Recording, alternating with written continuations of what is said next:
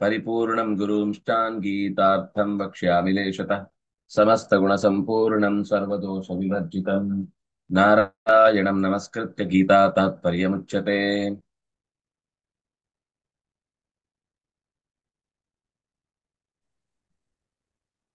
ಆಚಾರ್ಯರ ಮಾತನ್ನ ನಾವು ನೋಡ್ಬೇಕಾಗಿತ್ತು. ಸಂಕಲ್ಪ ಪ್ರಭವಾನ್ ಕಾಮಾನ್ ತ್ಯಕ್ತ್ವಾ ಸರ್ವಾನ್ ಅಶೇಷತಃ ಮನಸೈವೇಂದ್ರಿಯ ಗ್ರಾಮಂ ವಿನಿಯಮ್ಯ ಸಮಂತತಃ ಶನೈಃ ಶನೈರುಪರಮೇದ್ ಬುದ್ಧ್ಯಾ ಧೃತಿಗೃಹೀತಯಾ ಆತ್ಮಸಂಸ್ಥಂ ಮನಃ ಕೃತ್ವಾ ನ ಕಿಂಚಿದಪಿ ಚಿಂತಯೇತ್. ಮನಸ್ಸಿಗೆ ಏನೇನು ಬೇಕು ಅಂತ ಅನಿಸುತ್ತೋ ಅದೆಲ್ಲವನ್ನು ಪಡ್ಕೊಳ್ಬೇಕು, ಅದು ಬಹಳ ಇಂಪಾರ್ಟೆಂಟು ಅಂತಾನೆ ಅನ್ನಿಸ್ತಾ ಇರುತ್ತೆ. ಆದರೆ ವಿವೇಕದಿಂದ ಯೋಚಿಸಿದಾಗ ಎಷ್ಟೋ ಸಂಗತಿಗಳು ಇದು ಅನಗತ್ಯವಾದದ್ದು ಅಂತ ಗೊತ್ತಾಗುತ್ತೆ. ಆ ಇದು ಹೀಗೆ ನಿರ್ಧಾರ ಮಾಡಿದ್ರೆ ತಪ್ಪಾಗುತ್ತೆ ಅಂತ. ಆದ್ರಿಂದ ಅಂಥ ವಿಷಯದಲ್ಲಿ ನಮ್ಮ ಎಚ್ಚರವನ್ನ, ಈ ವಿವೇಕವನ್ನ ಕಳೆದುಕೊಳ್ಳದೆ ಯಾವುದು ಅಗತ್ಯ ಯಾವುದು ಅನಗತ್ಯ ಅಂತ ತಿಳಿದು ಯಾರು ಆ ಜೀವನಾನುಭವವನ್ನು ಗಟ್ಟಿ ಮಾಡಿಕೊಳ್ತಾನೋ ಅವನು ಬದುಕಿನಲ್ಲಿ ಪಡೆಯಲೇಬೇಕಾದ ಸಂಗತಿಗಳನ್ನೆಲ್ಲ ಪಡೀತಾನೆ ಅಂತ. ಮನಸ್ಸಿನಿಂದಲೇ ಆ ಇಂದ್ರಿಯಗಳನ್ನ ಹಿಡಿದಿಡ್ಬೇಕು. ಯಾಕೆಂದ್ರೆ ಇಂದ್ರಿಯಗಳಿಗೆ ಸಂಪರ್ಕ ಇರುವುದು ಮನಸ್ಸಿಗೆ. ಆ ಮನಸ್ಸು ಇಂದ್ರಿಯಗಳ ಮೇಲಿನ ಸಂಪರ್ಕದ ಸದುಪಯೋಗವನ್ನ ಮಾಡಿಕೊಂಡ್ರೆ ಆವಾಗ ಎಲ್ಲ ಇಂದ್ರಿಯಗಳು ಕೂಡ ಒಂದು ವಿಷಯಕ್ಕಾಗಿ ಒಟ್ಟಾಗುತ್ತೆ. ಒಟ್ಟಾದ್ರೆ ಅದರ ಸಾಮರ್ಥ್ಯವನ್ನ ಯಾರೂ ಹಿಡಿದಿಡ್ಲಿಕ್ಕಾಗುದಿಲ್ಲ. ಅದು ಬೇರೆ ಬೇರೆ ಆದಾಗಲೇ ಒಂದೊಂದು ಕೂಡ ಇಂದ್ರಿಯಗಳು ಒಂದೊಂದು ರೀತಿಯ ಸಾಮರ್ಥ್ಯವನ್ನು ಹೊಂದಿರುತ್ತೆ. ಅದರಲ್ಲೂ ಮನಸ್ಸು ಒಟ್ಟು ಹಾಕಿ ಅಷ್ಟಕ್ಕೂ ತಾನೇ ನೂಲಾಗಿ ಅದರೊಳಗೆ ಎಲ್ಲ ಇಂದ್ರಿಯಗಳನ್ನ ಪೋಣಿಸಿ ಬಿಟ್ರೆ ಅದಕ್ಕಿರುವ ಶಕ್ತಿಯೇ ಬೇರೆ ಆಗುತ್ತೆ. ಆದ್ರೆ ಅದು ಒಂದೇ ಸಲಕ್ಕೆ ಹಿಡಿದಿಡಬೇಕು ಅಂದ್ರೆ ಸಾಧ್ಯ ಇಲ್ಲ. ಒಂದೇ ಸಲಕ್ಕೆ ಎಲ್ಲವನ್ನು ವಶಪಡಿಸಿಕೊಳ್ತೇನೆ ಅಂದ್ರೆ ಅಸಾಧ್ಯವಾದ ಸಂಗತಿ. ಹಾಗಾಗಿ ಅತ್ಯಂತ ನಾಜೂಕಾಗಿ ಒಂದೊಂದೇ ಇಂದ್ರಿಯಗಳಿಗೆ ಆಹಾರವನ್ನ ಎಷ್ಟು ಕೊಡ್ಬೇಕು, ಯಾವುದು ಕೊಡ್ಬೇಕು, ಯಾವಾಗ ಕೊಡ್ಬೇಕು, ಕೊಡ್ಬೇಕೋ ಬೇಡವೋ, ಕೇಳಿದ್ದೆಲ್ಲ ಕೊಡ್ಬೇಕಾ, ಕೊಡುವುದರಲ್ಲಿ ಲಾಭ ಇದೆಯಾ, ಲಾಭ ಅಂದ್ರೆ ಅದು ನಾಳೆ ಮತ್ತೆ ಅದನ್ನೇ ಬೇಕು ಅಂತ ಬಯಸಿ ಬಲಿಯಾಗುವಂತ ಸ್ಥಿತಿಗೆ ಹೋಗಬಾರ್ದು. ಅಂತಹ ಶನೈ ಶನೈ ನಿಧಾನಕ್ಕೆ ಧೃತಿಗೃಹೀತೆಯ ಬುದ್ಧಿಯ ಉಪರಮೇತ್, ವಿವೇಕದಿಂದ ಕೂಡಿದಂತಹ ಮನಸ್ಸನ್ನು ಇಂದ್ರಿಯಗಳ ವಿಷಯದಲ್ಲಿ ನಿಯಂತ್ರಣದಲ್ಲಿ ಇರಿಸಿಕೊಂಡು ಅದಕ್ಕೆ ಬೇಕಾದ ಸರಿಯಾದ ಜಾಗ ಯಾವುದು ಅಂದ್ರೆ ಆತ್ಮ ಸಂಸ್ಥಂ. ಮನಸ್ಸಿಗೆ ಸ್ವಭಾವ ಏನು ಅಂದ್ರೆ ಏನಾದ್ರೂ ಒಂದನ್ನ ಜೋತು ಬಿದ್ದಿರ್ಬೇಕು, ಏನಾದ್ರೂ ಒಂದನ್ನ ಆತುಕೊಂಡಿರ್ಬೇಕು. ಆದ್ರೆ ಯಾವಾಗ ಅದಕ್ಕೆ ನಂಬಿಕೆ ಬರುಲ್ವೋ ಅಲ್ಲಿ ತನಕ ಅದರಲ್ಲಿ ಅದು ಸೇರ್ಕೊಳ್ಳೋದೇ ಇಲ್ಲ. ನನಗದು ಬೇಡ, ನನಗೆ ಹಾಕ್ಬೇಕು, ಯಾರೋ ಮಾಡೋದಕ್ಕೆ ನಾವ್ಯಾಕೆ ತಲೆ ಕೆಡಿಸ್ಕೊಳ್ಬೇಕು ಅಂತ ನೂರಾರು ತರ ಅನೇಕ ರೀತಿಯ ಅವ್ಯವಸ್ಥಿತವಾದಂತಹ ಆಲೋಚನೆಗಳನ್ನೇ ಮಾಡುತ್ತೆ. ಹಾಗಾಗಿ ಯಾವಾಗ ಮನಸ್ಸಿಗೆ ಅದು ನಿರ್ಧಾರ ಆಗುದಿಲ್ವೋ ಅಲ್ಲಿ ತನಕವೂ ಮನಸ್ಸು ಅದನ್ನು ಒಪ್ಪಿಕೊಳ್ಳುವುದಿಲ್ಲ. ಭಗವಂತನ ಎಚ್ಚರ ಅನ್ನೋದು ಸರಿಯಾಗಿ ಮೂಡಿದರೆ ಮಾತ್ರ ಮನಸ್ಸು ಅದರಲ್ಲಿ ಒಗ್ಗಿಕೊಳ್ಳುತ್ತೆ. ಒಗ್ಗಿಕೊಂಡ್ರೆ ಆಮೇಲೆ ಕಷ್ಟವೇ ಇಲ್ಲ. ದಾರಿ ತಪ್ಪಿಸ್ಲಿಕ್ಕೆ ಬೇಕಾದಷ್ಟು ಘಟನೆಗಳು ಮತ್ತೆ ಮತ್ತೆ ಬರ್ತಾ ಇರುತ್ತೆ. ಭಗವಂತನನ್ನ ಮುಖ್ಯ ಅಂತ ತಿಳಿದು ಉಳಿದದ್ದೆಲ್ಲವೂ ಕೂಡ ತತ್ಕಾಲದಲ್ಲಿ ಜೀವನದಲ್ಲಿ ಬಹಳ ಅದು ಅಗತ್ಯ ಅಂತ ಅನಿಸಿದ್ರು ಕೂಡ ಭಗವತ್ ತತ್ವಕ್ಕೆ ಅದು ಏನು ಲಾಭ ಇಲ್ಲ, ಅಥವಾ ಅದರಲ್ಲಿ ಯಾವುದೇ ರೀತಿಯಾದ ಪ್ರಜ್ಞೆಯೇ ಇಲ್ಲ ಅಂತಾದಾಗ, ಅಥವಾ ಪ್ರಜ್ಞೆ ಮೂಡುವುದಿಲ್ಲ ಅಂತಾದಾಗ, ಅಥವಾ ಯಾವುದೋ ಒಂದು ಕಾರಣಕ್ಕೆ ಅದರಲ್ಲಿ ಯಾವುದೇ ಬಲ ಇಲ್ಲ ಅಂತ ಗೊತ್ತಾದಾಗ, ಬಲವಿಲ್ಲದ ಬಗೆ ಸುಲಭ ಪೂಜೆ ಬದುಕಿನುದ್ದಕ್ಕೂ ನಿತ್ಯದ ಅನುಷ್ಠಾನಾದಿಗಳು, ನಿತ್ಯದ ಕೈಂಕರ್ಯಗಳು, ಇವುಗಳಲ್ಲಿ ದೇವರನ್ನ ಕಾಣುವಂತಹ ಎಚ್ಚರ ಬಂದಾಗ ಇದನ್ನ ಅನಾಯಾಸವಾಗಿ ಬಿಡಬಹುದು ಮತ್ತು ಬಿಡುವ ಅನಿವಾರ್ಯತೆ ಇದೆ ಅಂತ ಅವನಿಗೆ ಅರ್ಥ ಆದ್ರೆ ಅವನು ಜಾಣ ಆಗಿ ಬಿಡುತ್ತಾನೆ. ನಕಿಂಚಿದಪಿ ಚಿಂತೆಯೇತ್, ದೇಶಕಾಲಾದಿಗಳನ್ನು ಚಿಂತಿಸದೆ ಇನ್ನೇನೇನೋ ಅಭಿಮಾನಗಳಿಂದ ನನಗೆ ಇಂತಹದ್ದು ಜೀವನದಲ್ಲಿ ಸಿಗಬೇಕಾದ್ರೆ ಇದೇ ಬೇಕು, ಇದಿಲ್ಲ ಆದ್ರೆ ನನ್ನ ಜೀವನದಲ್ಲಿ ಏನು ಅರ್ಥವೇ ಇಲ್ಲ ಅಂತ ಈ ಒಣ ಪ್ರತಿಷ್ಠೆಗಳನ್ನೆಲ್ಲ ಬಿಟ್ಟು ಭಗವಂತನಿಗಾಗಿ ಎಲ್ಲವನ್ನೂ ಕೂಡ ತೊರೆಯಬಲ್ಲೆ, ರಾಜ್ಯವನ್ನೇ ಬಿಡಬಹುದು, ಹೆತ್ತ ತಾಯಿ ತಂದೆಗಳನ್ನೇ ಭಗವಂತನನ್ನ ಪಡೆಯಬೇಕಾದ ಅನಿವಾರ್ಯತೆ ಬಂದಾಗ ಧ್ರುವ ಬಿಟ್ಟು ಬಂದ. ನಚಿಕೇತ ಎಲ್ಲವನ್ನು ಬಿಟ್ಟು ಹೊರಟ. ಬಹಳ ಚೆನ್ನಾಗಿದೆ ಅಲ್ಲ ಒಂದು ಪದ್ಯ. ಆ ತಾಯಿ ತಂದೆಯ ಬಿಟ್ಟು ತಪವ ಮಾಡಲು ಬಹುದು, ದಾಯಾದಿಗಳನ್ನು ಬಿಡಲು ಬಹುದು. ಆ ಹಾಡನ್ನ ಸುಮ್ಮನೆ ಅದು ಒಂದು ರಾಗ ಚೆನ್ನಾಗಿದೆ, ಯಾಕೋ ಅದರಲ್ಲಿರುವ ಆರ್ಥತೆ ದುಃಖವನ್ನ ಪರಿಹಾರ ಮಾಡುತ್ತೆ ಅಂತ ಅನಿಸುವ ಅಷ್ಟೇ ಕಾರಣಕ್ಕೆ ಅದನ್ನ ನಾವು ಇಷ್ಟಪಟ್ರೆ ನಾವು ದೊಡ್ಡ ಸೊತ್ತನ್ನ ಕಳ್ಕೊಂಡ್ವಿ ಅಂತ ಅರ್ಥ. ಬಹುಶಃ ಅದ ನಕಿಂಚಿದ ಚಿಂತೆಯೇತ್ ಅನ್ನೋದ್ರ ಒಳ್ಳೆ ವ್ಯಾಖ್ಯಾನ ಅದು. ಆ ಇಡೀ ಹಾಡು ನಕಿಂಚಿದ ಚಿಂತೆಯೇತ್ ಅನ್ನುವ ಪದ್ಯಕ್ಕೆ ಸುಂದರವಾದ ವ್ಯಾಖ್ಯಾನ.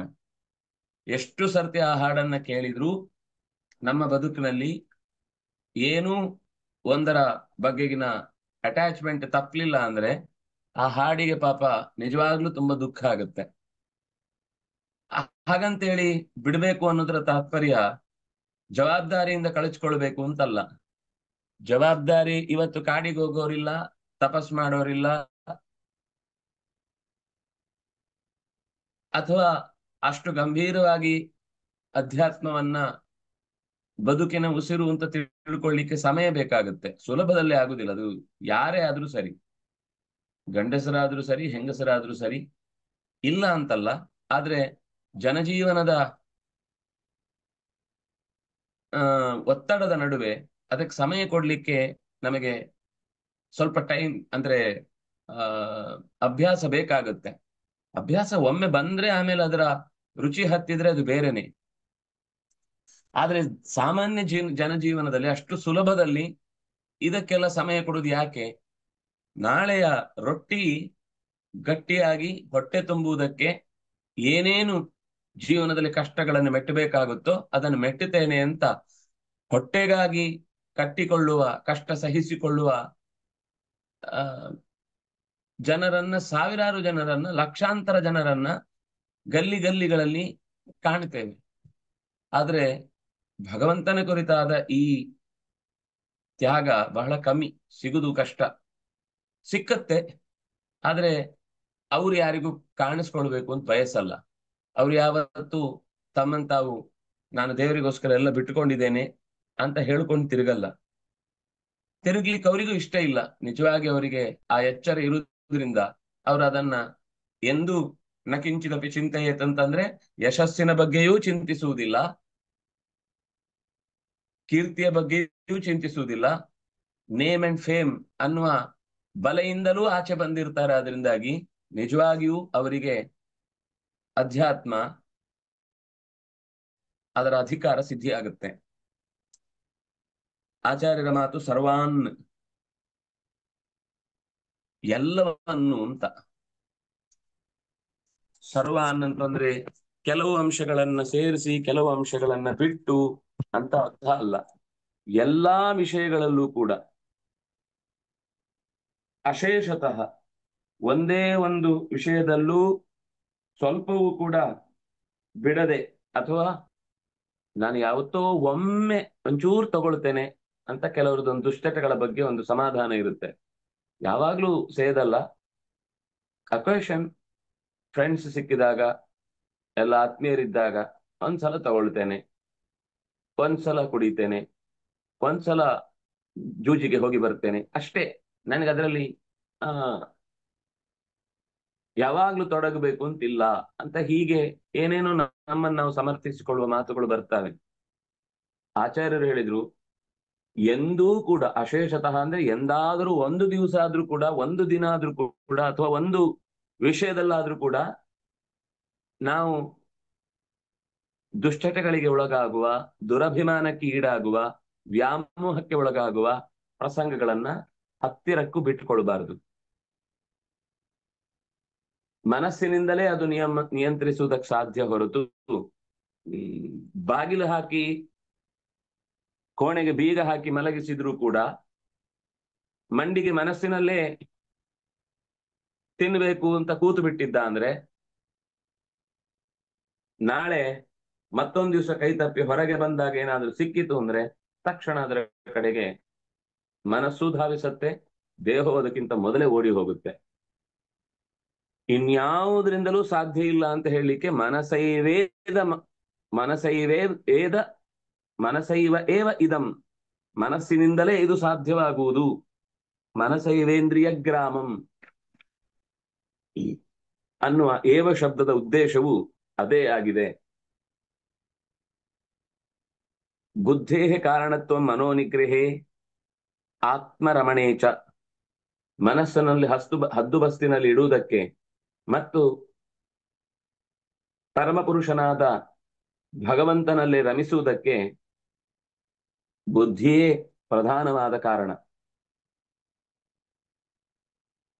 ತಾನಾಗಿ ಮನಸ್ಸಿಗೆ ನಾನು ಹೀಗಿರ್ಬೇಕು ಅನ್ನೋ ಯೋಚನೆ ಬರಲ್ಲ ಮತ್ತು ಅದು ಬಹಳ ಕಾಲ ಉಳಿಯುವುದಿಲ್ಲ. ಎಲ್ಲೋ ಒಂದ್ ದಿವಸ ಅದನ್ನು ಬಿಟ್ಟು ಬದುಕಿದ್ರು ಕೂಡ ಆ ಯೋಚನೆ ಬಹಳ ಕಾಲ ಉಳಿಯುವುದಿಲ್ಲ. ಯಾಕೆಂದ್ರೆ ಅದು ತತ್ಕಾಲದಲ್ಲಿ ಪೆಟ್ಟಾಯ್ತು ಅಂತ ಹಿಂದೆ ಸರಿದಿರುತ್ತೆ. ಆದ್ರೆ ಆ ಪೆಟ್ಟು ಮತ್ತೆ ಆಗುತ್ತೆ ಅಂತ ಎಚ್ಚರ ಮನಸ್ಸಿಗೆ ಬರುವುದಿಲ್ಲ. ಬುದ್ಧಿ ಹೇಳುತ್ತೆ, ಯಾವತ್ತಿಗೂ ನೀನು ಈ ಕೆಲಸ ಮಾಡಿದ್ರೆ ಅದರಿಂದ ಆಗುದು ಪೆಟ್ಟೆ, ಅದರಿಂದಾಗಿ ಇದು ಇವತ್ತು ಬಿಟ್ಟಿದ್ದೇನೆ ಅಂತ ಸತ್ಕಾಲದ ನೋವಿನ ಕಾರಣದಿಂದ ಹಿಂದೆ ಸರಿದ್ರೆ ಈಗ ಪಾರಾದ್ರೂ ಕೂಡ ಮತ್ತೆ ಅದರದ್ದೇ ಪಾಲಾಗ್ತೀಯ. ಅದೇ ನೋವನ್ನ ನೀನು ಅನುಭವಿಸ್ಬೇಕಾಗತ್ತೆ ಅಂತ ಬುದ್ಧಿ ಧೃತಿ ಗೃಹೀತಯ ಅಂತ ಬುದ್ಧಿಯ ಅಂತ ಶಬ್ದ ಬಳಸಿದ್ದು. ಧೃತಿ ಅನ್ನುವುದು ದೃಢತೆ, ಯಾಕದು ಬೇಡ ಅನ್ನುವ ನಿಶ್ಚಯ ಜ್ಞಾನ ಇರಬೇಕು, ಯಾಕಿದು ಬೇಕು ಅನ್ನೋದಕ್ಕೆ ಸ್ಪಷ್ಟವಾದ ಕಲ್ಪನೆ ಇರಬೇಕು. ಅದರಿಂದ ಮನಸ್ಸನ್ನು ನಿಗ್ರಹಿಸಬಹುದು ಹೊರತು ಕೇವಲ ಮನಸ್ಸಿನಿಂದ ಯಾವ ತರದ ದುರಾಲೋಚನೆಗಳನ್ನ ತಡೆಯುವುದಕ್ಕೂ ಸಾಧ್ಯ ಆಗುವುದಿಲ್ಲ. ಏನೇನೋ ಯೋಚನೆಗಳು ನಮ್ಮನ್ನ ಕಾಡ್ಲಿಕ್ಕೆ ಶುರುವಾಗುತ್ತೆ. ನಮಗೆ ಬುದ್ಧಿಯಲ್ಲಿ ನಿಶ್ಚಯವಾದ ಜ್ಞಾನ ಇರಬೇಕಾದದ್ದು ಭಗವಂತನನ್ನು ಹೊರತುಪಡಿಸಿ ಜಗತ್ತಿನಲ್ಲಿ ಯಾವುದೂ ಸಾರ್ವಕಾಲಿಕ ಸತ್ಯ ಅಲ್ಲ. ಉಳಿದದ್ದೆಲ್ಲವೂ ಕೂಡ ಅವನ ಅಧೀನದಲ್ಲಿರುವಂತಹ ಸತ್ಯಗಳು ಇದೆ, ಸತ್ಯಗಳಿವೆ, ಬೇಕಾದಷ್ಟು ಸತ್ಯಗಳೇ ಇರುವುದು ಜಗತ್ತಲ್ಲಿ. ಸುಳ್ಳು ಅಂತ ಇಲ್ವೇ ಇಲ್ಲ. ಸುಳ್ಳು ನಮ್ಮಲ್ಲಿಲ್ಲವಯ್ಯ. ನಮ್ಮ ಮನೆ ದೇವರು ಸುಳ್ಳೇ? ನಮ್ಮ ಮನೆ ದೇವರು ಯಾವತ್ತೂ ಸುಳ್ಳಲ್ಲ. ಆದ್ರಿಂದಾಗಿ ಅವನು ಸೃಷ್ಟಿ ಮಾಡಿದ್ರೆ ಯಾವ ಪದಾರ್ಥಗಳು ಸುಳ್ಳಲ್ಲ. ಮತ್ತೇನು ಅಂದ್ರೆ ನಾವೇನು ಅನ್ಕೊಂಡಿರ್ತೇವೆ ಆಗಿರುವುದಿಲ್ಲ. ಕನಸಿನಲ್ಲಿ ದೊಡ್ಡ ಗಂಟನ್ನು ಹಿಡ್ಕೊಂಡು ಓಡ್ತಾ ಇರ್ತಾನೆ, ಹೌದು, ಅವನಿಗೆ ಕನಸಿನಲ್ಲಿ ಆ ದುಡ್ಡು ಸಿಕ್ಕಿದ್ದು ಹೌದು, ಅದರಿಂದ ಅವನು ಮನೆ ಕೊಂಡ್ಕೊಂಡದ್ದು ಹೌದು, ಆ ಮನೆಯಲ್ಲಿ ಅವನು ವಾಸ ಮಾಡಿದ್ದು ಹೌದು, ಆ ವಾಸದಿಂದ ಅವನಿಗೆ ಸುಖ ಆಗಿದ್ದು ಹೌದು. ಆದ್ರೆ ಹೇಳುವಾಗ ಮನೆ ಇಲ್ಲಲ್ಲ ಅಂದ್ರೆ ನೀನು ಹಗಲುಗನಸು ಕಾಣುವ ಅಂದ್ರೆ ಹೊರಗಿನ ಪ್ರಪಂಚದಲ್ಲೇ, ಯಾಕೆಂದ್ರೆ ಅದು ಕಂಡದ್ದು ಒಳಗಿನ ಪ್ರಪಂಚದಲ್ಲಿ ಕಂಡದ್ದು ಹೊರಗಿದೆ ಅಂತ ನೀನು ಹೇಗೆ ಎಕ್ಸ್ಪೆಕ್ಟ್ ಮಾಡ್ತಿ? ಅಲ್ಲಿ ಎಲ್ಲಿದೆ ಇಟ್ಟಿಗೆ, ಎಲ್ಲಿಗೆ ಕಟ್ಟಿಗೆ, ಎಲ್ಲಿದೆ ನೀನು ಹೊರಗಿಂದ ಕಾಣಬೇಕಾದ ಯಾವ ವಸ್ತುಗಳಾದ್ರೂ ಇದೆಯಾ? ಅಷ್ಟು ಚಿಕ್ಕದಾದ ಜಾಗದಲ್ಲಿ ಅದನ್ನೆಲ್ಲ ಕಾಣೋಕ್ ಸಾಧ್ಯ ಇದೆಯಾ? ಅಲ್ಲಿ ಇಡ್ಲಿಕ್ಕೆ ಸಾಧ್ಯ ಇದೆಯಾ ಅದನ್ನ? ಆನೆಯನ್ನು ನೋಡಿದೆ, ಹೌದು, ಆನೆ ಎಷ್ಟು ದೊಡ್ಡದು, ಸ್ಕೈ ಸ್ಕ್ರೇಪರ್ ನಂತಹ ದೊಡ್ಡ ದೊಡ್ಡ ಬಿಲ್ಡಿಂಗ್ಗಳು ಇಷ್ಟು ಕಿರುನಾಲಿಗೆ ತುದಿಯ ಪಾಯಿಂಟ್ ಅಲ್ಲಿ ಕಾಣಿಸುತ್ತೆ. ತೆರೆಯ ಮೇಲೆ ಸಿನಿಮಾ ತೋರಿಸುವಾಗ ಎಷ್ಟು ದೊಡ್ಡ ಡೈನೋಸರ್ ಅನ್ನು, ಕಿಂಗ್ ಕಾಂಗ್ ಅನ್ನು ತೋರಿಸಿದಾಗ ನಾವು ಅದನ್ನ ಹೌದು ಅಂತ ನಂಬ್ತೇವಾ?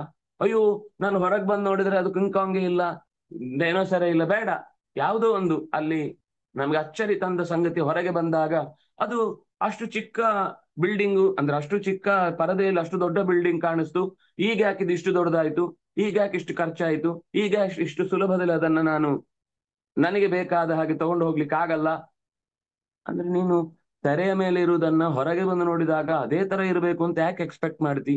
ಅದು ಬೆಳಕು ನೆರಳಿನ ಆಟ. ಅದರಲ್ಲಿ ಆ ಚಿತ್ರಗಳು ಕಂಡದ್ದು, ಅದು ಚಿತ್ರ ಹೊರತು ವಸ್ತುಸ್ಥಿತಿ ಅಲ್ಲ. ಸೇಮ್ ಸ್ವಪ್ನದಲ್ಲೂ ಅದು ಚಿತ್ರದ ರೂಪದಲ್ಲಿ ಸತ್ಯ, ವಸ್ತು ರೂಪದಲ್ಲಿ ಸುಳ್ಳು.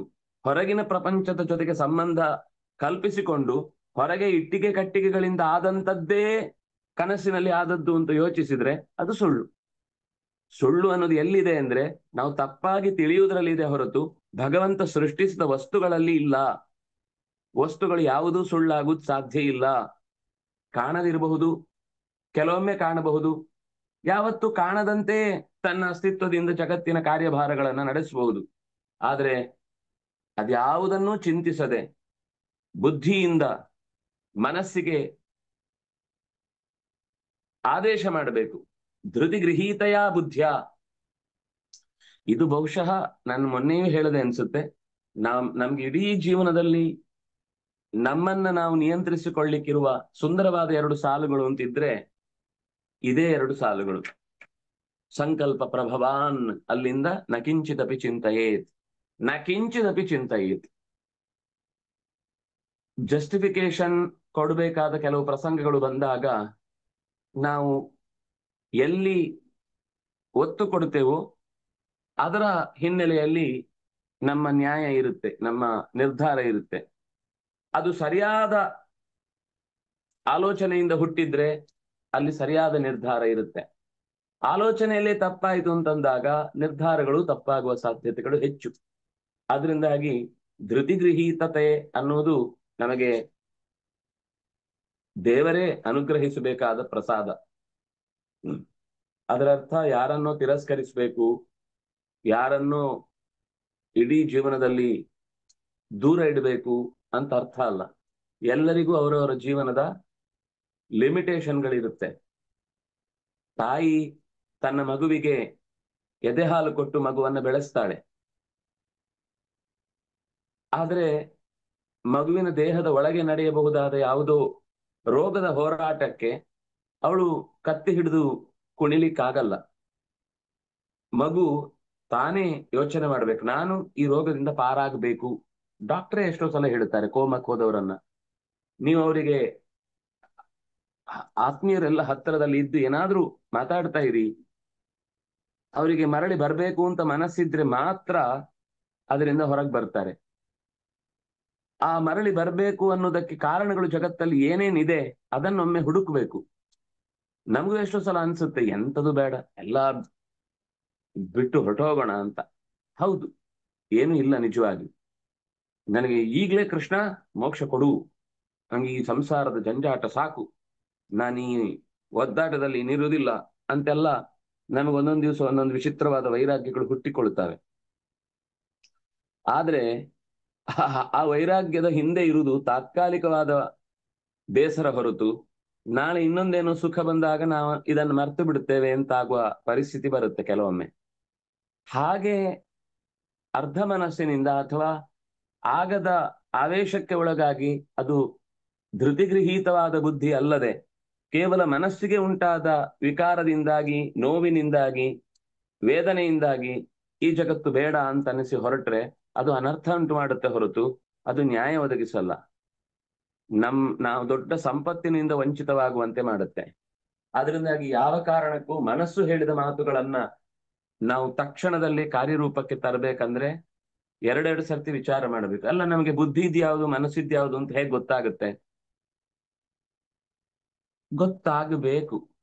ವಿಚಾರ ಮಾಡುವಿಕೆ ಅಂತ ಬಂದ್ರೆ ಅದು ಬುದ್ಧಿಯ ಕೆಲಸ. ಯಾಕದ್ ಸರಿ, ಯಾಕದ್ ತಪ್ಪು, ಯಾಕ ಹೀಗೆ ಆಗ್ಬೇಕಿತ್ತು, ಹಾಗೆ ಯಾಕೆ ಆಗ್ಲಿಲ್ಲ ಅಂತ ಬಹಳ ದೀರ್ಘವಾಗಿ ನಾನು ಅನ್ನುವ ಅಹಂಕಾರವನ್ನ ಬಿಟ್ಟು, ನನ್ನದು ಅನ್ನುವ ಮಮಕಾರವನ್ನ ತೊರೆದು 3ನೇ ವ್ಯಕ್ತಿಯಾಗಿ ನಾವು ಇಡೀ ಘಟನೆಯನ್ನ ಅನಲೈಸ್ ಮಾಡಿದಾಗ ಇದು ಬೇರೆಯವರ ಜೀವನದಲ್ಲಾಗಿದ್ರೆ ನಾವು ಯಾವುದಕ್ಕೆ ಬೆಲೆ ಕೊಡ್ತಿದ್ವಿ, ಇದು ಬೇರೆಯವರ ಪ್ರಶ್ನೆಯಾಗಿ ನನ್ನ ಮುಂದೆ ಬಂದ್ರೆ ನಾನು ಅವ್ರಿಗೆ ಏನ್ ಆನ್ಸರ್ ಮಾಡ್ತೇನೆ. ಮತ್ತೆ ದೂರಾಲೋಚನೆ ಇರಬೇಕು. ಸುಮ್ಮನೆ ಆನ್ಸರ್ ಮಾಡ್ತೇನೆ ಅಂದ್ರೆ ನನಗೆ ಕೇವಲ ಒಂದು ಅಹಂಕಾರಕ್ಕೆ ಪೆಟ್ಟು ಬಿತ್ತು ಅಥವಾ ಪ್ರತಿಷ್ಠೆಗೆ ಕುಂದು ಬಂತು ಅಂತ ಅಷ್ಟೇ ಕಾರಣಕ್ಕೆ ನಾನು ಮತ್ತೆ ಆಲೋಚಿಸಿದ್ರೆ ನಾನಾಗಿ ಯೋಚಿಸ್ತಾ ಇಲ್ಲ, ನನ್ನ ಪ್ರಾಬ್ಲಮ್ಗಳನ್ನೇ ಯೋಚಿಸ್ತಾ ಇದ್ದೇನೆ ಅಂತ ಗೊತ್ತಾಗುತ್ತೆ. ನಾನು 3ನೇವನಾಗಿ ಯೋಚಿಸಿದಾಗ ಆಗ ನಕಿಂಚಿದಪಿ ಚಿಂತೆಯೇತ್ ಅನ್ನೋದು ಹೆಚ್ಚು ಅರ್ಥ ಆಗುತ್ತೆ.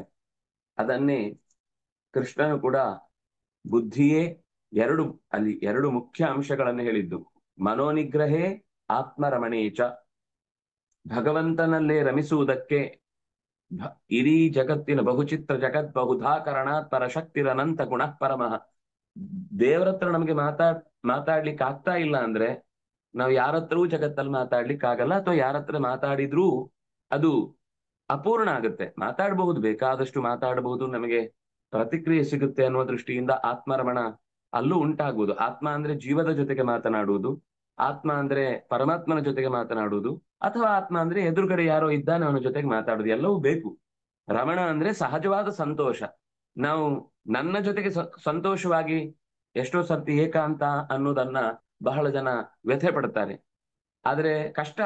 ನಮಗೆ ಆಸರೆಯ ಬಗ್ಗೆ, ಊರುಗೋಲಿನ ಬಗ್ಗೆ ಆ ಅಭಿಪ್ರಾಯವೇ ಮೂಡದೆ ಏಕಾಂತ ಕಳೆಯುವುದು ಅನ್ನೋದು ತುಂಬಾ ಕಷ್ಟ.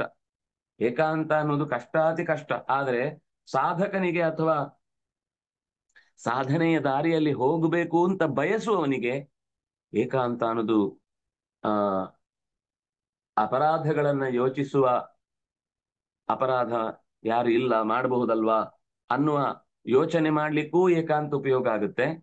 ನಾನು ಇಷ್ಟು ದಿವಸ ಏನೆಲ್ಲ ಅಪರಾಧ ಮಾಡದೆ ಅದನ್ನು ತಿದ್ದಿಕೊಂಡು ಹೊರಗೆ ಬರುವುದು ಯಾವಾಗ ಅಂತನೂ ಯೋಚನೆ ಮಾಡ್ಲಿಕ್ಕೆ ಆ ಏಕಾಂತ ಉಪಯೋಗ ಆಗುತ್ತೆ. ಯಾರು ಯಾವ ಆಲೋಚನೆಯಲ್ಲಿ ಹೊತ್ತನ್ನ ಕಳೀತಾನೋ ಅದರ ಮೇಲೆ ಅವನ ಮುಂದಿನ ಬದುಕಿನಲ್ಲಿ ಬೆಳಕೋ ಕತ್ತಲೆಯೋ ನಿರ್ಧಾರ ಆಗುತ್ತೆ. ನನಗೀಗ ಏಕಾಂತದಲ್ಲಿ ಕುಳಿತಾಗ ಬೇರೆ ಯಾವುದರ ಚಿಂತನೆಯೂ ಇಲ್ಲ. ನಕಿಂಚದಪಿ ಚಿಂತೆಯೇತ್, ಕೇವಲ ಆತ್ಮ ಸಂಸ್ಥಂ ಮನಃಕೃತ. ನನ್ನ ಜೊತೆಗೆ ನಾನು ಮಾತಾಡಿಕೊಳ್ತೇನೆ. ನನ್ನವನಾದ ಭಗವಂತನ ಜೊತೆಗೆ ಒಂದಿಷ್ಟು ಕಾಲ ಗಟ್ಟಿಯಾಗಿ ಮನಸ್ಸಿನಲ್ಲಿ ಎಲ್ಲ ಬೇಗುದಿಗಳನ್ನು ಹೊರಹಾಕುವಂತೆ ನಾನು ಪ್ರಾರ್ಥನೆ ಮಾಡುತ್ತೇನೆ. ಅಂತಂದ್ರೆ ಅದೇ ಪ್ರಾರ್ಥನೆ ಮಾಡುವುದು ಅಂದ್ರೆ ತಿಳಿದು ಮಾಡಿದ್ರೆ ಅದು ಪ್ರಾರ್ಥನೆ. ನಾವು ತಿಳಿಯದ ಭಾಷೆಯಲ್ಲಿ ಏನೋ ಒಂದಿಷ್ಟು ಹೇಳಿಬಿಟ್ಟಿದ್ದಾರೆ, ಋಣಮೋಚನ ಸ್ತೋತ್ರ ಅಂತ, ಸಂಕಟನಾಶನ ಸ್ತುತಿ ಅಂತ ಹೇಳ್ತಾ ಇದ್ದೇನೆ ಅಂದ್ರೆ ಸಂಕಟ ನಾಶ ಆಗುದಿಲ್ಲ.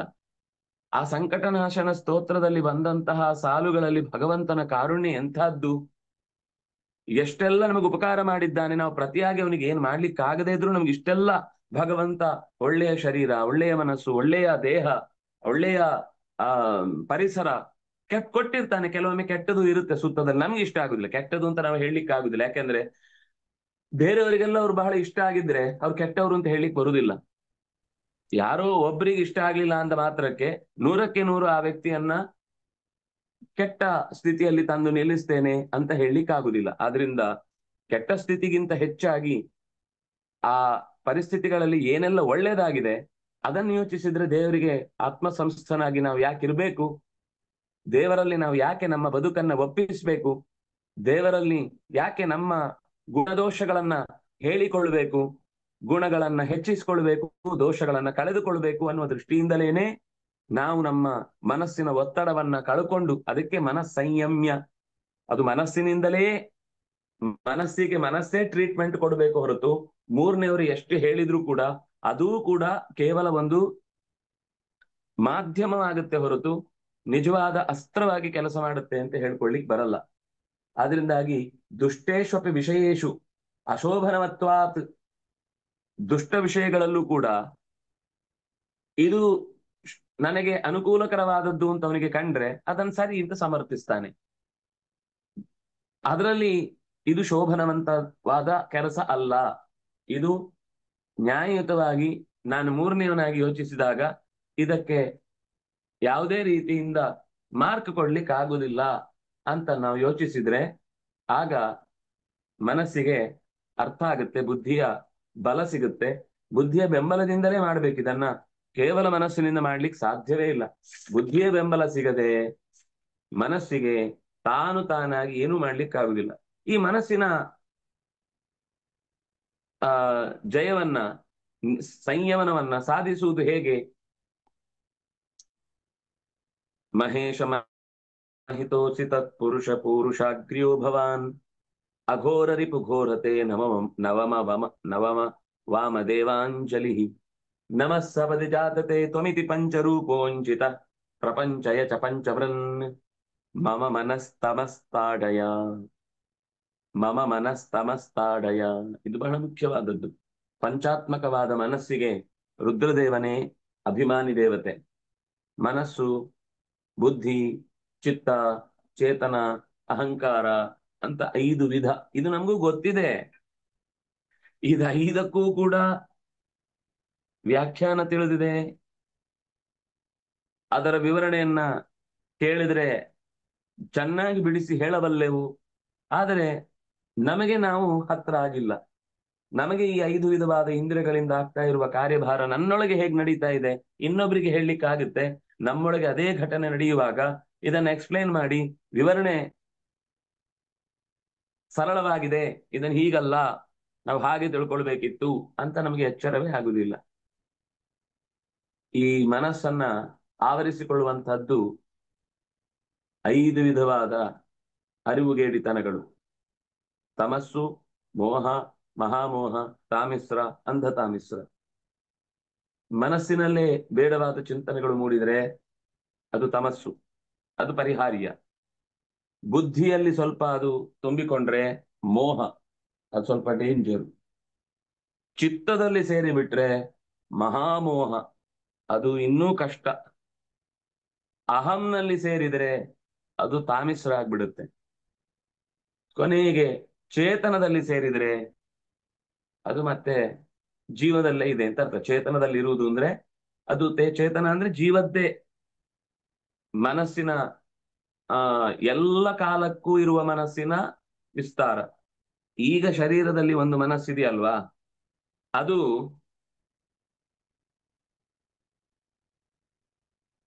ಭೌತಿಕವಾದ ಮನಸ್ಸು. ಅದು ಕತ್ತರಿಸ್ಲಿಕ್ಕೆ ಆಗುವಂಥದ್ದು, ಬಿಟ್ಟು ಹೋಗುವಂಥದ್ದು. ಕೊನೆಗೆ ಜೀವದಿಂದ ಜೀವಕ್ಕೆ ಹೋಗುವಾಗ ಎಲ್ಲ ಸಂಸ್ಕಾರಗಳನ್ನು ಹೊತ್ತುಕೊಂಡೇ ಸಂಯಮ್ಯ ಮಚ್ಚಿತ್ತ.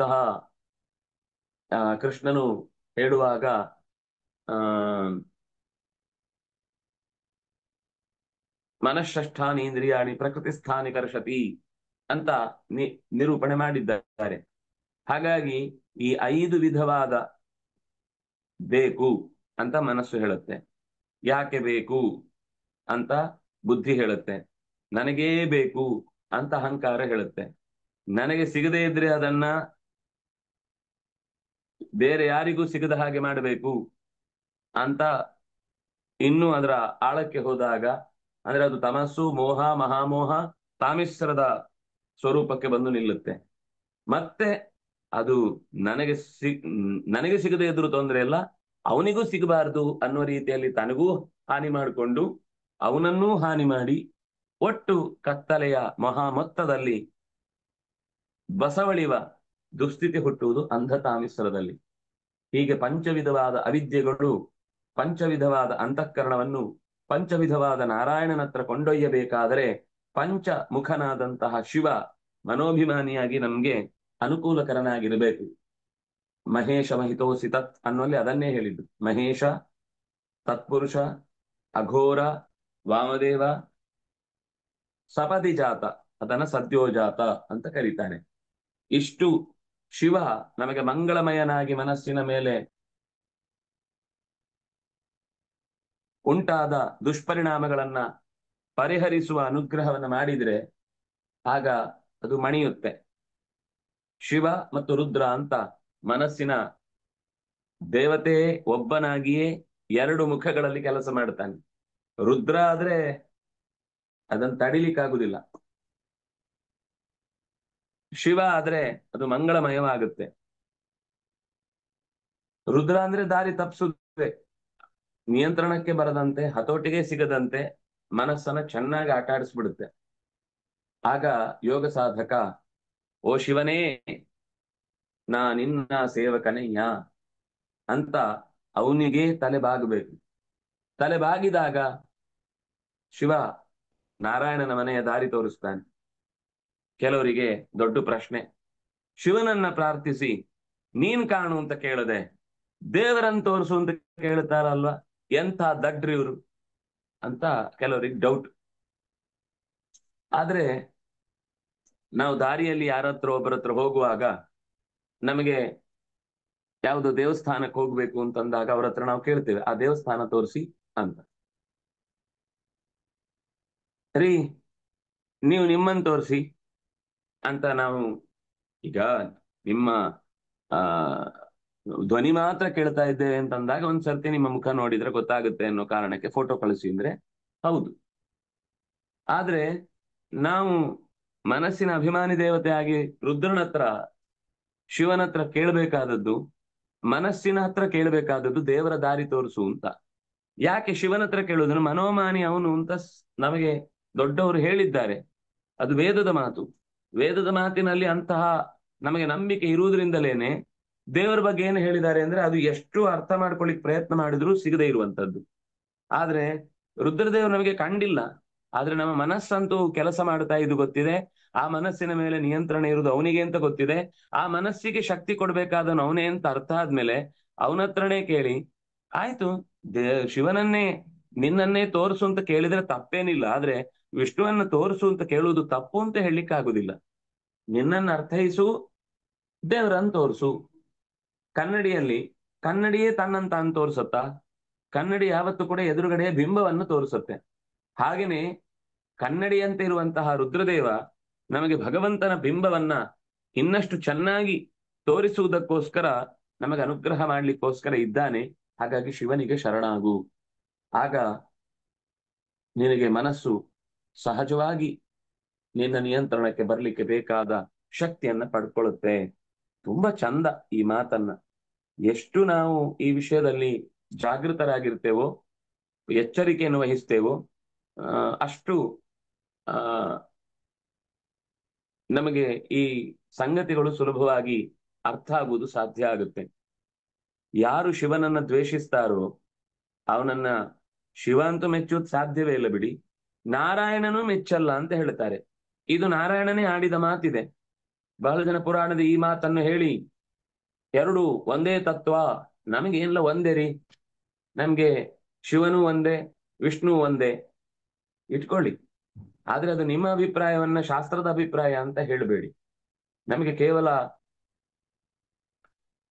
ಒಂದು ಸಂಬಂಧ ಮುಖ್ಯ ಹೊರತು ಇದರ ನಡುವೆ ಇರುವ ಅಂತರಗಳನ್ನೆಲ್ಲ ತಿಳ್ಕೊಳ್ಳಿಕ್ಕೆ ನಮಗೇನು ಈಗ ಅಗತ್ಯ ಇಲ್ಲ, ನಮಗದೆಲ್ಲ ಬೇಕಾಗಿಲ್ಲ ಅಂತ ಏನೇನೋ ಮಾತುಗಳನ್ನು ಆಡುವುದಿದೆ.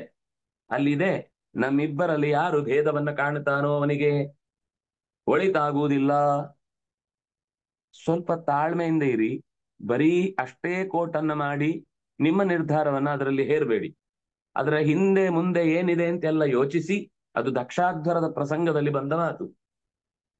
ದಕ್ಷನ ಯಾಗದಲ್ಲಿ ವೀರಭದ್ರನಾಗಿ ಇಡೀ ಯಜ್ಞವನ್ನ ಧ್ವಂಸಗೊಳಿಸಿದ ಬಳಿಕ ನಾರಾಯಣ ಬಂದು ಹೇಳ್ತಾನೆ, ನೋಡಪ್ಪ, ಯಜ್ಞ ಅನ್ನುವುದು ಒಮ್ಮೆ ಸಂಕಲ್ಪ ಆದ್ರೆ ಅದು ಮುಗಿಯುವುದು ಲೋಕಕ್ಕೆ ಹಿತ. ಮುಗಿಯದೇ ಹೋಯ್ತು ಅಂದ್ರೆ ಅನೇಕ ವಿಷಯಗಳಲ್ಲಿ ಅಪ್ರಾಮಾಣ್ಯ ಬುದ್ಧಿ ಬರುತ್ತೆ. ಒಳ್ಳೆಯ ಸಂಕಲ್ಪಕ್ಕೆ ಹಾನಿಯೇ ಆಗುತ್ತೆ ಅಂತ ನಾಳೆ ಒಂದು ಹೊಸ ಶರ ಬರೀತಾರೆ ಜನ. ಅದಾಗಬಾರದು. ದೀಕ್ಷಿತನಾಗಿ ಕೂತ ಮೇಲೆ ದಕ್ಷ ಯಜ್ಞವನ್ನ ಮುಗಿಸಿದ ಅನ್ನುವ ಮಾತು ಉಳಿಬೇಕು. ಅದಕ್ಕೋಸ್ಕರ ನೀನು ಮತ್ತೆ ಶಾಂತನಾಗಿ, ರುದ್ರನಾಗಿದ್ದೀಗ ಶಾಂತನಾಗಿ ಆ ಯಾಗಕ್ಕೆ ಫುಲ್ ಸ್ಟಾಪ್ ಇಡಬೇಕು. ನನ್ನ ಅಭಿಪ್ರಾಯ ನಿನ್ನ ಅಭಿಪ್ರಾಯ ಯಾವತ್ತೂ ಒಂದೇ ಆಗಿರುತ್ತೆ ಲೋಕದ ವಿಷಯದಲ್ಲಿ. ನಮ್ಮ ಇಬ್ಬರಲ್ಲಿ ಅಭಿಪ್ರಾಯದ ಭೇದ ಇಲ್ಲ ಅಂತ ಹೇಳುವ ಪ್ರಸಂಗದಲ್ಲಿ ನನ್ನಲ್ಲೂ ಶಿವನಲ್ಲೂ ಯಾರು ಭೇದವನ್ನ ಕಾಣ್ತಾರೋ ಅವರು ಅಂಧಂತಮಸ್ಸಿಗೆ ಹೋಗ್ತಾರೆ ಅಂತ ಅನ್ನುವ ಮಾತಿದೆ. ಅಲ್ಲಿ ಭೇದ ಕಾಣುವುದು ಅಂದ್ರೆ ಅಭಿಪ್ರಾಯದಲ್ಲಿ ಶಿವ ಆಲೋಚಿಸುವುದೇ ಬೇರೆ, ನಾರಾಯಣ ಆಲೋಚಿಸುವುದೇ ಬೇರೆ ಅಂತ ನಮ್ಮಿಬ್ಬರಲ್ಲಿ ಐಕಮತ್ಯವನ್ನ ಚಿಂತನೆ ಮಾಡದೆ ಪರಸ್ಪರ ವಿರುದ್ಧ ಅನ್ನುವ ತಮ್ಮ ಮತದ್ವೇಷವನ್ನ ವ್ಯಕ್ತಿದ್ವೇಷದಲ್ಲಿ ತಂದು ನಿಲ್ಲಿಸಿದ್ರೆ ಅವನಿಗೆ ಅನರ್ಥ ಕಟ್ಟಿಟ್ಟ ಬುತ್ತಿ ಅಂತ ಅಲ್ಲಿ ಎಚ್ಚರಿಸಿದ್ದು. ಹಿಂದೆ ಮುಂದೆ ಓದದೆ ನಿರ್ಧಾರ ತೆಗೆದುಕೊಂಡದ್ದರ ದುರವಸ್ಥೆಯನ್ನ ನಾವು ಈ ಒಂದು ವಿಷಯದಲ್ಲ, ನೂರಾರು ವಿಷಯದಲ್ಲಿ ಮತ್ತೆ ಮತ್ತೆ ಮತ್ತೆ ಮತ್ತೆ ಕಾಣ್ತೇವೆ. ಅದೇ ಹಿಂದೆ ಮುಂದಿನ ವಾಕ್ಯಗಳನ್ನು ಕೋಟ್ ಮಾಡಲ್ಲ, ಅಲ್ಲಿ ಮತ್ತೆ ಇದೆ, ನಾನು ನೀನು ಪರಸ್ಪರ ಒಬ್ರಿಗೊಬ್ರು ಸಹಕಾರ ಕೊಟ್ಟುಕೊಂಡು ಲೋಕದಲ್ಲಿ ಕೆಲಸ ಮಾಡ್ತೇವೆ. ನಮ್ಮಿಬ್ಬರಲ್ಲಿ ಯಾವತ್ತೂ ಕೂಡ ಅಭಿಪ್ರಾಯ ಭೇದ ಇಲ್ಲ ಅನ್ನುವ ಮಾತುಗಳು ಇವೆ, ನೇರವಾಗಿ ಇದೆ. ಆ ಮಾತುಗಳಿಗೆ ಬೆಲೆ ಇಲ್ಲ, ಯಾಕೆಂದ್ರೆ ಅದು ನಮ್ಗೆ ಬೇಕಾದ್ದನ್ನು ಹೇಳುವುದಿಲ್ಲ. ಅದನ್ನ ಹಾಗೆ ಅನುವಾದ ಮಾಡಿದ್ರೆ ಅವ್ರು ಹೇಳುವ ವಿಷಯಗಳಿಗೆ ಅದು ಸುಳ್ಳು ಅಂತ ಮತ್ತೆ ಹೇಳ್ಬೇಕು. ಅದೆಲ್ಲ ಸುಳ್ಳೆ ಹೇಳಿದ್ದು, ಇದು ಮಾತ್ರ ಸತ್ಯ ಅಲ್ಲ, ಇದು ಮಾತ್ರ ಸತ್ಯ ಅಂತ ನಿಮ್ಗೆ ಕನಸು ಬಿತ್ತಾ? ಅದು ಅದಕ್ಕೆ ಏನಾದ್ರೂ ಶಾಸ್ತ್ರೀಯವಾದ ಯಾವುದೇ ಒಂದು ವಿಷಯವನ್ನು ಸಮರ್ಥಿಸಬೇಕಾದ್ರೆ ಶಾಸ್ತ್ರೀಯ ಒಂದು ಹಿನ್ನೆಲೆ ಬೇಕು, ಬುದ್ಧಿವಂತಿಕೆ ಅಲ್ಲ ಅದು. ಸತ್ಯದ ಹುಡುಕಾಟ, ನಮ್ಗೆ ಅಂತರ ಕಾಣುವುದೇ ಕಷ್ಟ. ಸತ್ಯದ ಹುಡುಕಾಟ ಮತ್ತು ಬುದ್ಧಿವಂತಿಕೆಯ ನಡುವೆ ಬಹಳ ಅಂತರ ಇಲ್ಲ. ನಮಗೇನ್ ಅನ್ಸುತ್ತೆ ಅಂದ್ರೆ ಯಾವುದೋ ಒಂದು ವಿಷಯವನ್ನು ಬಿಡಿಸಿ ಹೇಳಿದ್ರೆ ಅದು ಬುದ್ಧಿವಂತಿಕೆ ಅಂತ ಅನ್ಸ್ಬಿಡುತ್ತೆ. ಆದ್ರೆ ಸತ್ಯಕ್ಕೂ ಕೂಡ ಬುದ್ಧಿಯ ಸಹಾಯ ಬೇಕೇ ಬೇಕು. ಬುದ್ಧಿ ಮತ್ತು ಸತ್ಯಗಳ ನಡುವೆ ಅಭಿಪ್ರಾಯ ಭೇದ ಇದ್ರೆ ಸುಳ್ಳು ಗೆದ್ದು ಬಿಡುತ್ತೆ. ಬುದ್ಧಿ ಮತ್ತು ಸತ್ಯಗಳ ನಡುವೆ ಹೊಂದಾಣಿಕೆ ಇದ್ರೆ ಸತ್ಯ ಗೆದ್ದು ಬಿಡುತ್ತೆ. ಹಾಗಾಗಿ ಬುದ್ಧಿವಂತಿಕೆಯಿಂದ ಸತ್ಯ ಗೆಲ್ಲುತ್ತೆ ಅಂತ ಹೇಳಿಕ್ ಬರುವುದಿಲ್ಲ. ಬುದ್ಧಿವಂತಿಕೆ ಯಾವ್ದ್ರ ಜೊತೆಗಿದೆಯೋ ಅದು ಗೆಲ್ಲುತ್ತೆ. ಅದು ಸತ್ಯದ ಜೊತೆಗಿದ್ರೆ ಸತ್ಯ ಗೆಲ್ಲುತ್ತೆ, ಸುಳ್ಳಿನ ಜೊತೆಗಿದ್ರೆ ಸುಳ್ಳು ಗೆಲ್ಲುತ್ತೆ. ಸತ್ಯದ ದಿರಿಸನ್ನ ತೊಟ್ಟ ಸುಳ್ಳು ಊರೆಲ್ಲ ಸುತ್ತಿ ಸುಳ್ಳು ಹೇಳಿದ್ರು ಅದು ಸತ್ಯ ಅಂತ ಅನಿಸ್ಬಿಡುತ್ತೆ.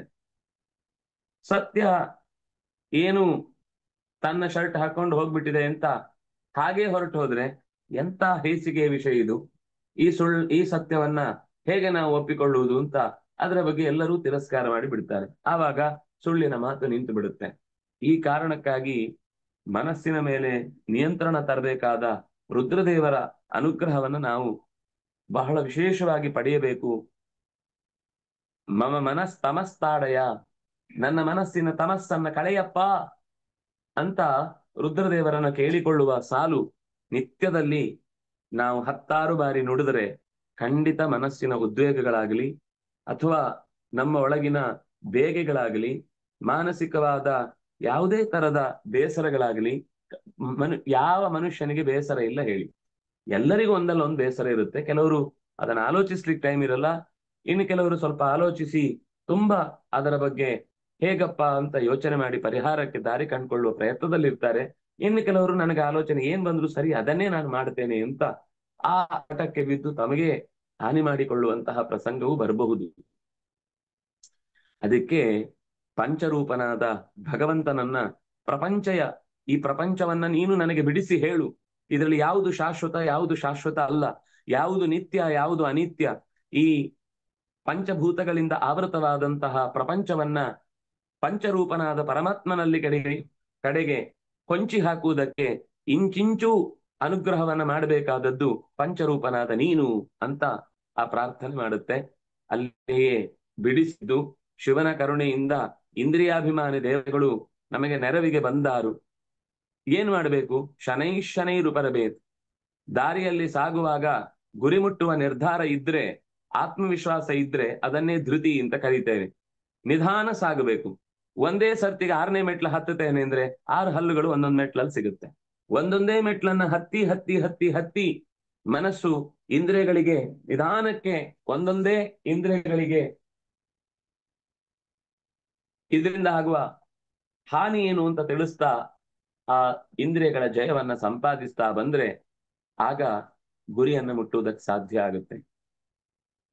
ಯಾವಾಗ ನಿರ್ಧಾರ ಇರುತ್ತೆ ಆಗ ಗುರಿಯಲ್ಲಿ ಗೊಂದಲ ಇರಲ್ಲ. ಶಿವತತ್ವದ ಅನುಗ್ರಹ ಆಯಿತು ಅಂದ್ರೆ ಒಂದು ಹಂತಕ್ಕೆ ನಾವು ಬಲವನ್ನ ಪಡ್ಕೊಂಡ್ವಿ. ಆದ್ರೆ ಆ ಬಲ ಯಾವ ಕಡೆಗೆ ಸಾಗಬೇಕು? ಮನೋಬಲ ಬಂತು, ಆದ್ರೆ ಯಾವ ಕಡೆಗೆ ಸಾಗಬೇಕು ನಿರ್ಧಾರ ಹೇಳುವ ಗುರಿಯನ್ನ ಫಿಕ್ಸ್ ಮಾಡೋದು ಹೇಗೆ ಅಂದ್ರೆ ಅಲ್ಲಿ ಮತ್ತೆ ಪ್ರಾಣ ತತ್ವದ ಅನುಗ್ರಹ ಬೇಕು. ಹಾಗಾಗಿ ಬುದ್ಧಿ ಮತ್ತು ಪ್ರಾಣ ಇದು ಎರಡೂ ಕೂಡ ನಮಗೆ ಸಿಗಬೇಕಾದದ್ದು. ಬುದ್ಧಿರ್ಬಲಂ ಯಶೋ ಧೈರ್ಯಂ ನಿರ್ಭಯತ್ವಂ ಅರೋಗತ ಅಜಾಡ್ಯಂ ವಾಕ್ಪಟುತ್ವಂಚ ಹನುಮತ್ ಸ್ಮರಣಾಧ್ವವೇತ್. ಹನುಮಂತನ ಸ್ಮರಣೆಯಿಂದ ಭಕ್ತಿ ಸಿಗುತ್ತೆ, ಜ್ಞಾನ ಸಿಗುತ್ತೆ, ವೈರಾಗ್ಯ ಸಿಗುತ್ತೆ, ಪ್ರಜ್ಞೆ ಬರುತ್ತೆ, ಮೇಧಾಶಕ್ತಿ ಬೆಳೆಯುತ್ತೆ, ಧೃತಿ ಹುಟ್ಟುತ್ತೆ, ಸ್ಥಿತಿ ಹುಟ್ಟುತ್ತೆ, ಯೋಗ ಸಿಗುತ್ತೆ, ಪ್ರಾಣ ಬರುತ್ತೆ, ಬಲ ಹುಟ್ಟುತ್ತೆ. ಇದೆಲ್ಲವೂ ಕೂಡ ಬಲದೇವನ ಹೆಸರು, ಪ್ರಾಣದೇವನ ಹೆಸರು. ಪ್ರಾಣದೇವನಿಂದ ಯಾರು ನಿರಂತರ ಮಾಡ್ತಿರ್ತಾನೆ ಆಗ ಅವನಿಗೆ ತನ್ನ ಬುದ್ಧಿಯ ನಿಜವಾದ ಉಪಯೋಗ ಮಾಡಿಕೊಳ್ಳುವ ರೂಟ್ ಸಿಗುತ್ತೆ ಅನ್ನೋದು ಗೊತ್ತಾಗುತ್ತೆ. ಹಾಗಾಗಿ ಬುದ್ಧಿ ಸಹಕರಿಸಿದಾಗ ಅಂದ್ರೆ ಜ್ಞಾನ ಭಕ್ತಿ ವೈರಾಗ್ಯದಿಂದ ಪರಿಪಕ್ವವಾದ ವಿವೇಕವೇ ನಮಗೆ ದಾರಿ ತೋರಿಸುವ ಮಾರ್ಗದರ್ಶಕನಾಗಬೇಕು. ನಾವು ದಾರಿ ಹೋಕನಾಗಿ ಯಾರ್ಯಾರನ್ನು ಕೇಳಿದರೆ ನಮ್ಗೊಂಚೂರು ನೋಡುವಾಗ ಗೊತ್ತಾಗಲ್ವಾ ಇವ್ರನವರೋ ಬೇರೆ ಕಡೆಯವರು? ಅವನೇ ಆಕಾಶ ಹುಡ್ಕೊಂಡು ಎಲ್ಲಿ ಅಂತ ಹುಡ್ಕೊಂಡು ಹೋಗೋಣ ಅಂತ ನಾವು ಹೋಗಿ ನಿಮ್ಗೆ ಈ ಅಡ್ರೆಸ್ ಗೊತ್ತಾ ಅಂತ ಕೇಳಿದ್ರೆ ಅವನು ಹೇಳ್ತಾನೆ ನಾನೇ ಒಂದು ಅಡ್ರೆಸ್ ಹುಡುಕ್ತಾ ಇದ್ದೇನೆ, ನೀನ್ ನನ್ನ ಹತ್ರ ಬಂದು ಕೇಳ್ತೀಯಲ್ವಾ ಅಂತ. ಹೆಚ್ಚು ಕಮ್ಮಿ ನಮ್ಗೆ ಅಂತದ್ದೇ ಸಿಗುದು ಜನ ದಾರಿಯಲ್ಲಿ. ಅದೇ ಊರಿನವರು ಅವ್ರಿಗೆ ಬೇಕಾದ ಹಾಗೆ ಹೋಗಿ ಗುರಿ ಮುಟ್ಟಿ ಅವ್ರ ಪಾಡಿಗೆ ಅವ್ರು ಇದ್ದು ಬಿಡ್ತಾರೆ. ಅಂತ ಸಂದರ್ಭದಲ್ಲಿ ನಾವು ಸಾಮಾನ್ಯ ಏನ್ ಮಾಡ್ತೇವೆ, ಅಂಗಡಿಯವರ ಹತ್ರ ಹೋಗ್ತೇವೆ. ದಾರಿಯಲ್ಲಿ ಕೇಳುವವರಿಗಿಂತ ಅಂಗಡಿಯವರು ಬಹಳ ಕಾಲ ಅಲ್ಲೇ ಇರುವವರಲ್ಲಿ ಬಸ್ ಎಷ್ಟೊತ್ತಿಗೆ ಬರುತ್ತೆ, ಈ ದಾರಿಯಲ್ಲಿ ಬರುತ್ತಾ ಈ ಬಸ್ಸು, ಬಸ್ ಸ್ಟ್ಯಾಂಡ್ ಎಲ್ಲಿದೆ, ನಮ್ಗೇನೋ ಒಂದು ಕೇಳಬೇಕು ಅಂತಂದಾಗ ಯಾರು ನಿಶ್ಚಿತವಾದ ಸ್ಥಿತಿಯಲ್ಲಿ ಆ ಊರಿನಲ್ಲಿ ನೆಲೆಗೊಂಡಿದ್ದಾರೋ ಅವರನ್ನು ಕೇಳ್ತೇವೆ. ಹಾಗೇನೆ ಈ ವಿವೇಕದ ವಿಷಯದಲ್ಲೂ ಕೂಡ ಯಾವುದಕ್ಕೆ ನಾವು ನಿರ್ಧಾರ ತಗೊಳ್ಬೇಕು ಅಂದ್ರೆ, ಯಾವುದಕ್ಕೆ ಈ ವಿಷಯದಲ್ಲಿ ಹೆಚ್ಚು ಅನುಭವ ಇದೆಯೋ ಅಂಥವರ ಮಾತನ್ನ ಮನಸ್ಸಿನಲ್ಲಿ ದೃಢೀಕರಿಸಿಕೊಂಡು ನಮಗೆ ವಿಶ್ವಾಸವನ್ನ ಹುಟ್ಟಿಸ್ಲಿಕ್ಕೆ ಅನೇಕ ತರದ ಆ ಕುಸ್ತಿಗಳನ್ನ, ಕುಣಿತಗಳನ್ನ ಪ್ರಪಂಚ ಮಾಡ್ತಿರುತ್ತೆ. ನಿಮ್ಮ ವಿಶ್ವಾಸವೇ ನಮ್ಮ ಅಗತ್ಯ ಅಥವಾ ಏನೋ ಆ ತರದ ಡೈಲಾಗ್ ಏನೋ ಇರುತ್ತೆ. ನಿಮ್ಗೆ ವಿಶ್ವಾಸ ಹುಟ್ಟಿಸ್ಲಿಕ್ಕೋಸ್ಕರನೇ ನಾವು ಇಷ್ಟೆಲ್ಲ ಕೆಲಸ ಕಷ್ಟಪಡ್ತಾ ಇದ್ದೇವೆ ಅಂತ. ಆದ್ರೆ ಅದು ವಿಶ್ವಾಸ ಗಳಿಸಿ ಆಗುವಂತದ್ದೇನು, ಅವ್ರಿಗೆ ಲಾಭ ಹೊರತು ನಮಗೆ ಜೀವನದಲ್ಲಿ ಸುಖ ಅಲ್ಲ.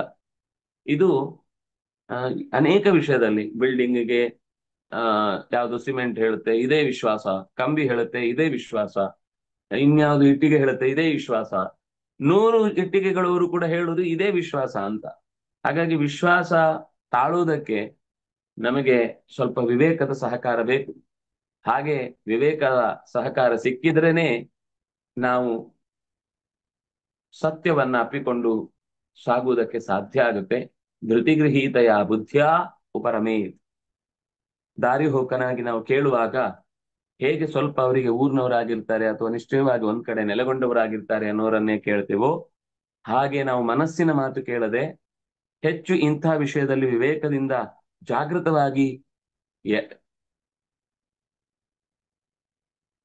ನಿನ್ನೆ ನೀರಿದೆ ಅಂತ ಹೇಳಲಿಲ್ಲ ಯಾರು, ಹೋಗುವಾಗ ನೆಲದಲ್ಲಿ ಬಿದ್ದ ನೀರು ಕಾಣಿಸ್ಲಿಲ್ಲ,